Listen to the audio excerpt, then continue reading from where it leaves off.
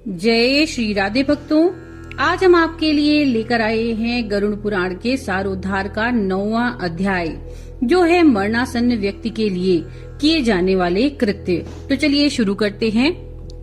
गरुड़ जी बोले, हे प्रभु, आपने आतुरकालिक दान के संदर्भ में भली भांति कहा। अब म्रियमाण यानी मरणासन्न व्यक्ति के लिए जो कुछ करना चाहिए उसे बताइए। श्री भगवान ने कहा, हे ताक्ष, जिस विधान से मनुष्य मरने पर सदगति प्राप्त करता है, शरीर त्याग करने की उस विधि को मैं कहता हूँ। सुनो। कर्म के संबंध से जब प्राणी अपना शरीर छोड़ने लगता है तो उस समय तुलसी जी के समीप गोबर से एक मंडल की रचना करनी चाहिए। वहाँ उस मंडल के ऊपर तिल बिखेर कर कुशों को बिछाएं। उसके बाद उनके ऊपर श्वेत वस्त्र के आसन पर शालग्राम शिला को स्थापित करें। जहाँ पाप, दोष और भय को हरने वाली शालिग्राम शिला विद्यमान है, उसके सन्निधान में मरने से प्राणी को मुक्ति मिलना सुनिश्चित है। जहाँ जगत के ताप का हरण करने वाली तुलसी वृक्ष की छाया है, वहाँ मरने से सदैव मुक्ति होती है, जो मुक्ति दानादि कर्मों से दुर्लभ है। जिस घर में तुलसी वृक्ष के लिए स्थान बना हुआ है, वह घर तीर्थ स्वरूप ही है। वहाँ यम के दूत प्रवेश नहीं करते। तुलसी की मंजरी से युक्त होकर जो प्राणी अपने प्राणों का परित्याग करता है, वह सैकड़ों पापों से युक्त हो तो भी यमराज उसे नहीं देख सकते। तुलसी के दल को मुख में रखकर तिल और कुश के आसन पर मरने वाला व्यक्ति पुत्रहीन हो तो भी निसंदेह विष्णुपुर को जाता है। तीनों प्रकार यानी काले, सफेद और भूरे, तिल, कुश और तुलसी, ये सब म्रियमाण प्राणी को दुर्गति से बचा लेते हैं। यतः मेरे पसीने से तिल पैदा हुआ, अतः वे पवित्र हैं। असुर, दानव और दैत्य तिल को देखकर भाग जाते हैं। हे ताक्ष, मेरे रोम से पैदा हुए कुश मेरी विभूति हैं, इसलिए उनके स्पर्श से ही मनुष्य को स्वर्ग की प्राप्ति होती है। कुश के मूल में ब्रह्मा, कुश के मध्य में जनार्दन और कुश के अग्रभाग में शंकर जी, ये तीनों देवता कुश में स्थित रहते हैं। इसलिए कुश, अग्नि, मंत्र, तुलसी, ब्राह्मण और गौ, ये बार बार उपयोग किए जाने पर भी निर्माल्य नहीं होते। पिंडदान में उपयोग किए गए कुश, प्रेत के निमित्त भोजन करने वाले ब्राह्मण, नीच के मुख से उच्चरित मंत्र, नीच संबंधी गौ और तुलसी तथा चिता की आग, ये सब निर्माल्य अर्थात अपवित्र और अग्राह्य होते हैं। गोबर से लिपी हुई और कुश बिछाकर संस्कार की हुई पृथ्वी पर मरणासन्न व्यक्ति को स्थापित करना चाहिए। अंतरिक्ष का परिहार करना चाहिए, अर्थात चौकी आदि पर नहीं रखना चाहिए। ब्रह्मा, विष्णु, रुद्र और अन्य सभी देवता और हुताशन यानी अग्नि, ये सभी मंडल पर विराजमान रहते हैं, इसलिए मंडल की रचना करनी चाहिए। जो भूमि लेप रहित होती है, अर्थात मल मूत्र आदि से रहित होती है, वो सर्वत्र पवित्र होती है। लेकिन जो भूमि भाग कभी लीपा जा चुका है या मलमूत्र आदि से दूषित है, वहाँ पुनः लीपने पर उसकी शुद्धि हो जाती है। बिना लीपी हुई भूमि पर और चारपाई आदि पर या आकाश में भूमि की सतह से ऊपर राक्षस, पिशाच, भूत, प्रेत और यमदूत प्रविष्ट हो जाते हैं। इसलिए भूमि पर मंडल बनाए बिना अग्निहोत्र, श्राद्ध, ब्राह्मण भोजन, देव पूजन और आतुर व्यक्ति का स्थापन नहीं करना चाहिए।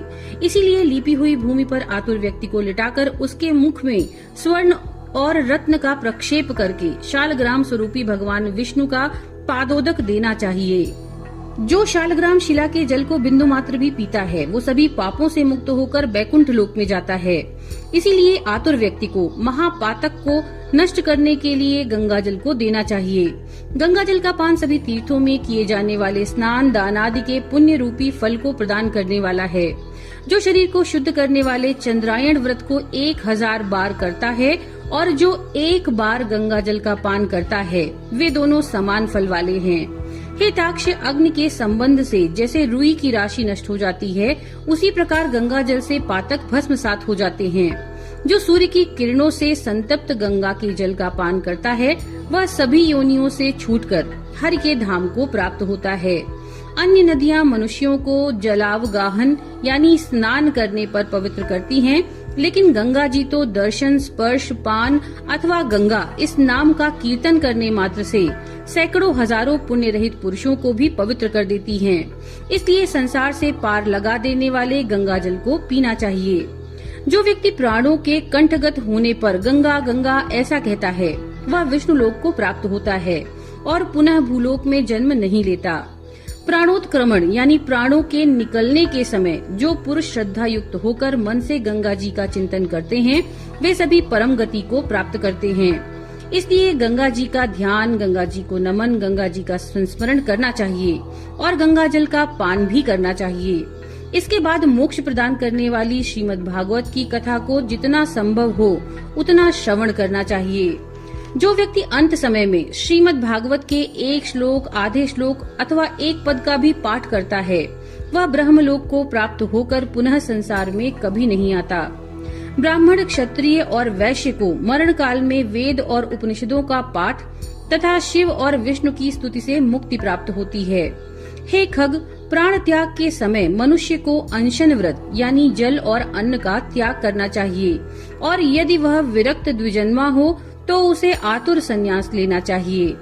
प्राणों के कंठ में आने पर जो प्राणी मैंने संन्यास ले लिया है ऐसा कहता है, वह मरने पर विष्णुलोक को प्राप्त होता है, पुनः पृथ्वी पर उसका जन्म नहीं होता। इस प्रकार हे खग, जिस धार्मिक पुरुष के आतुरकालिक पूर्वोक्त कार्य संपादित किए जाते हैं, उसके प्राण ऊपर के छिद्रों से सुख पूर्वक निकलते हैं। मुख, दोनों नेत्र, दोनों नासिकारंध्र और दोनों कान, ये 7 ऊपर के द्वार हैं। इनमें से किसी द्वार से सुकृति यानी पुण्यात्मा के प्राण निकलते हैं और योगियों के प्राण तालुरंध्र से निकलते हैं। अपान से मिले हुए प्राण जब पृथक हो जाते हैं तब प्राणवायु सूक्ष्म होकर शरीर से निकलता है। प्राणवायु रूपी ईश्वर के निकल जाने से काल से आहत शरीर निराधार वृक्ष की भांति गिर पड़ता है। प्राण से मुक्त होने के बाद शरीर तुरंत चेष्टा शून्य, घृणित, दुर्गंध युक्त, अस्पृश और सभी के लिए निंदित हो जाता है। इस शरीर की कीड़ा, विष्ठा और भस्म रूप ये 3 अवस्थाएं होती हैं। इनमें कीड़े पड़ते हैं, यह विष्ठा के समान दुर्गंध युक्त हो जाता है अथवा अंततः चिता में भस्म हो जाता है। इसलिए क्षण मात्र में नष्ट हो जाने वाले इस देह के लिए मनुष्य के द्वारा गर्व क्यों किया जाए। पंचभूतों से निर्मित इस शरीर का पृथ्वी तत्व पृथ्वी में लीन हो जाता है, जल तत्व जल में, तेजस तत्व तेज में और वायु तत्व वायु में लीन हो जाता है। इसी प्रकार आकाश तत्व भी आकाश में लीन हो जाता है। सभी प्राणियों के देह में स्थित रहने वाले सर्वव्यापी शिव स्वरूप नित्य मुक्त और जगत साक्षी आत्मा अजर अमर है। सभी इंद्रियों से युक्त और शब्द आदि विषयों से युक्त मृत व्यक्ति के देह से निकला जीव कर्म कोश से समन्वित तथा काम और रागादि के सहित पुण्य की वासना से युक्त होकर अपने कर्मों के द्वारा निर्मित शरीर में, नवीन शरीर में उसी प्रकार प्रवेश करता है जैसे घर के जल जाने पर गृहस्थ दूसरे नवीन घर में प्रवेश करता है।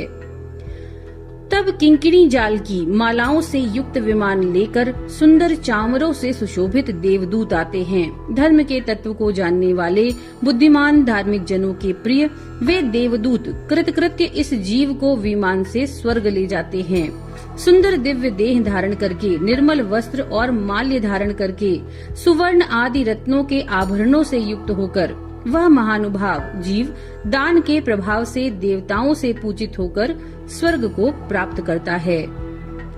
इस प्रकार गरुड़ पुराण के अंतर्गत सारोद्धार में म्रियमाण कृत्य निरूपण नामक 9वां अध्याय पूर्ण हुआ। नमो नारायण।